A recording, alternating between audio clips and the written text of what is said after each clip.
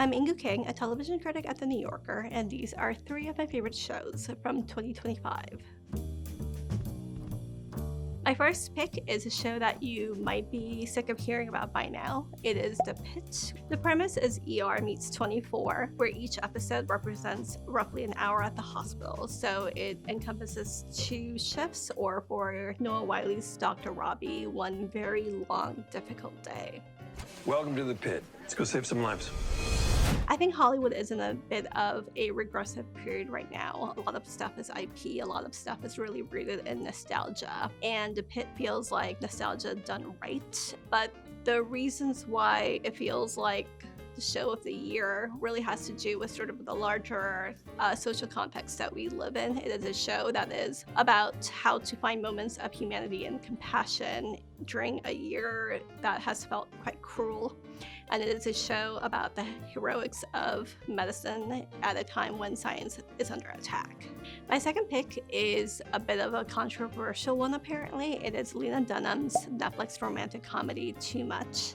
People have been rediscovering Girls in the last 5 years, and I think that two aspects of that show that have been really underrated are how well Dunham writes family dysfunction and how well she crafts romantic scenes, and those are the two main strengths of Too Much. The show is ultimately about sort of how these two people with an incredible amount of baggage come together at a time when they are sort of old enough in their life to want to take care of somebody else, even if they are not particularly great at caring for themselves. And I think that adds a really lovely element to a sort of new phase in Dunham's career that feels lighter and more tender and more hopeful.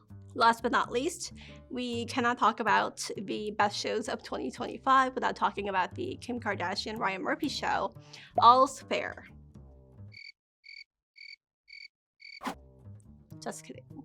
My actual third pick is a stand-up special. It is Caleb Heron's Model Comedian on HBO Max. Heron is a really well-known comedian to, I think, a particular subset of America, a group he has called hundreds of thousands of mentally ill baristas. But I think he is still an up-and-comer to a lot of mainstream fans, and this is a really great introduction to him. I came out as bisexual on Facebook. Stop. I don't want to hear it. I think it's been a fairly weak year for comedy and sitcoms in general.